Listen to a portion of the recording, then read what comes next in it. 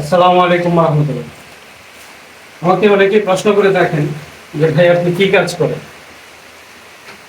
আমি আসলে মৌখিকভাবে অনেককে বলে থাকি যে আমি বরগুনাতে মোটামুটি একটা প্রজেক্ট আছে, সরকারি প্রজেক্ট।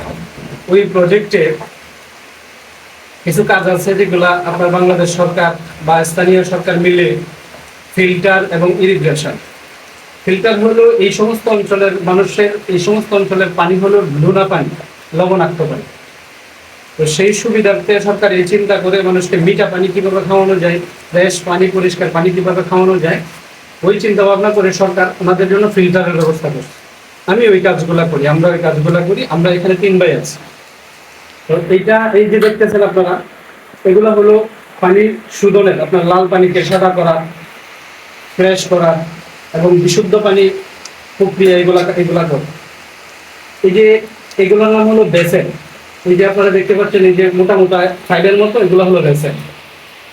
এই বেসেনের ভিতরে আপনার বিভিন্ন ধরনের জিনিস ঢোকানো আছে, যেগুলাকে পানি শোধন করে, পানি ফ্রেশ করে, পরিষ্কার করে। এগুলা দামি দামি জিনিস। যাই হোক, এরপরে এটা নিচে মোটর আছে, এরপরে ওইখানে আরো কিছু জিনিসপত্র আছে। আমি বাকি আপনাদেরকে এটা পুরোপুরি কমপ্লিট হওয়ার পরে, পরিপূর্ণভাবে কমপ্লিট হওয়ার পরে আমি আপনাদেরকে আরেকটা ভিডিও দিব। ইনশাল্লাহ পরিপূর্ণটা দেখানোর চেষ্টা করবো যে পানির কালার কি এবং পানি কতটুকু সুন্দর হয়। ধন্যবাদ। এই পর্যন্তই আজকে। আশা করি সকলেই বুঝতে পারছেন এবং দেখবেন ভিডিওটা। ধন্যবাদ।